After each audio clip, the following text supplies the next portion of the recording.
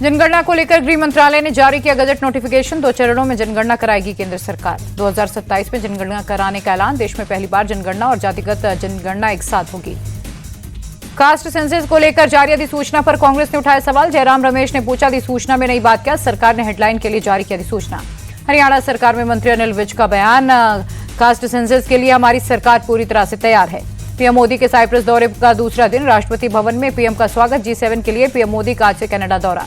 प्रधानमंत्री मोदी को साइप्रस का सर्वोच्च सम्मान मिला। राष्ट्रपति निकोस ने किया सम्मानित। पीएम ने जताया आभार, बोले ये पूरे भारत का सम्मान है। पीएम मोदी ने साइप्रस के प्रेसिडेंट के साथ द्विपक्षीय बैठक की। दोनों नेताओं के बीच कई अहम मुद्दों पर चर्चा। पीएम मोदी और साइप्रस राष्ट्रपति के बीच डेलीगेशन स्तर की वार्ता हुई। पीएम मोदी बोले, दोनों देशों की साझेदारी नई ऊंचाइयां छुएंगी।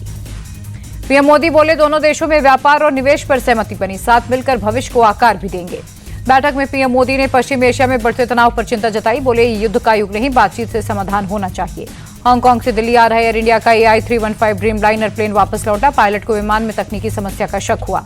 लखनऊ एयरपोर्ट पर बड़ा हादसा टला। सऊदी से आए विमान में तकनीकी खराबी। लैंडिंग के दौरान पहिए से निकली चिंगारी। सभी यात्रियों को सुरक्षित बाहर निकाला गया। विमान SV-3112 में कुल 250 यात्री सवार थे। अहमदाबाद विमान हादसे की जांच को लेकर गृह सचिव की अध्यक्षता में हुई बैठक। अहमदाबाद पुलिस कमिश्नर सहित कई अधिकारी मीटिंग में रहे मौजूद। अहमदाबाद विमान हादसे की जांच तेज। बोइंग की एक टीम घटनास्थल पर पहुंची। AAIB के अधिकारी भी जांच के लिए पहुंचे। गुजरात के पूर्व सीएम विजय रूपाणी की निकाली गई अंतिम यात्रा। राजकोट में अंतिम दर्शन के लिए उमड़ी लोगों की भीड़। गृहमंत्री अमित शाह ने राजकोट पहुंचकर पूर्व सीएम विजय रूपाणी को दी श्रद्धांजलि। एयर इंडिया विमान हादसे में हुआ था निधन। केदारनाथ हेलीकॉप्टर हादसे में धामी सरकार का एक्शन। आर्या निवेशन के खिलाफ कई धाराओं में मामला दर्ज।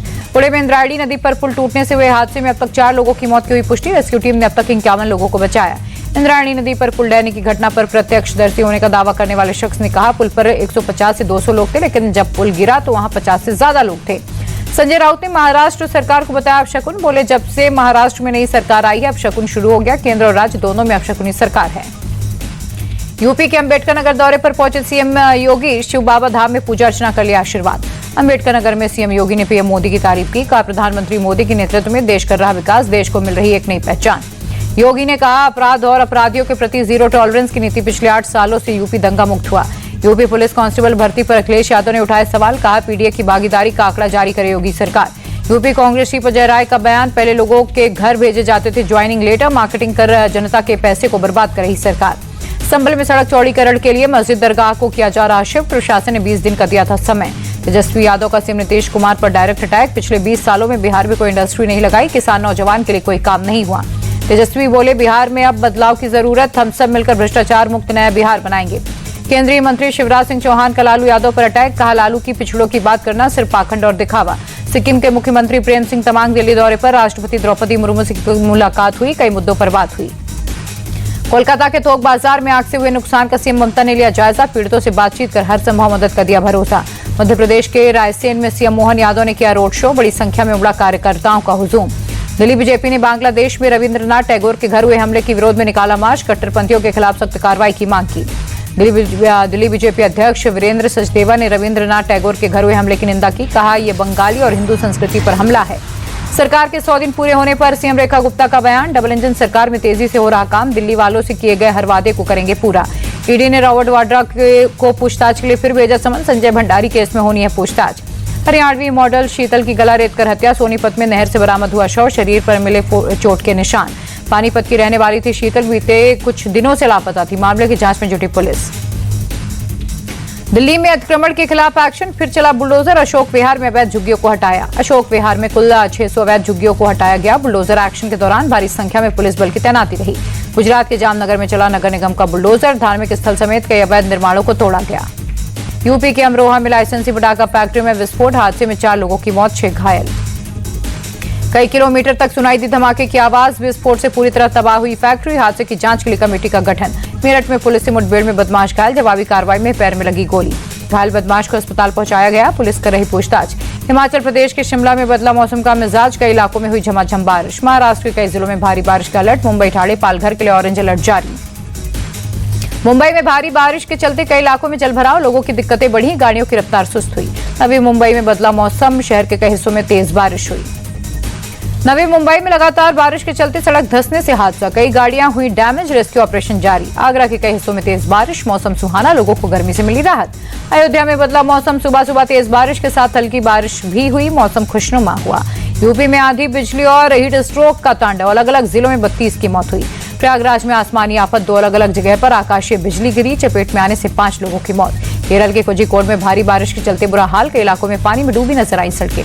जलभराव की वजह से सड़क यातायात प्रभावित, लोगों का बाहर निकलना मुश्किल हुआ। गुजरात के कई हिस्सों में जोरदार बारिश, भावनगर में बारिश के बाद जगह जगह जलजमाव की बनी स्थिति। सूरत में बीती शाम मौसम ने ली करवट, कई इलाकों में तेज बारिश हुई। बारिश की वजह से लोगों को गर्मी से मिली राहत, सड़क पर थमी गाड़ियों की रफ्तार। सिक्किम में लगातार बारिश के चलते बढ़ा नदियों का जलस्तर, रोहतक नदी के तेज बहाव में फंसे 2 युवकों को किया गया रेस्क्यू। कर्नाटक के हासन में करंट लगने से 2 हाथियों की मौत, कॉफी बागान में बिजली के तार पर पैर रखने से हाथियों की मौत हुई। केंद्रीय मंत्री पीयूष गोयल ने तिरुमाला में की पूजा, भगवान वेंकटेश्वर का लिया आशीर्वाद। आंध्र प्रदेश सरकार के मंत्री सत्यप्रसाद और टीजी भरत भी मौजूद रहे। उज्जैन में बीजेपी सांसद रवि किशन, बाबा महाकाल के किए दर्शन, नंदी हॉल में बैठकर की पूजा अर्चना। अंतर्राष्ट्रीय योग दिवस से पहले जयपुर में योग कार्यक्रम, विधानसभा अध्यक्ष वासुदेव देवनानी समेत कई विधायक हुए शामिल। तेजी के साथ बंद हुआ शेयर बाजार, सेंसेक्स 677 अंक चढ़कर 81,796 पर बंद। निफ्टी में भी 227 अंकों की तेजी रही। अमेरिकी डॉलर के मुकाबले 7 पैसे मजबूत हुआ रुपया, 1 अमेरिकी डॉलर की कीमत 86.04 हुई। एशियाई बाजार में दिखी तेजी, साउथ कोरिया, जापान और चीन बाजार बढ़त के साथ बंद।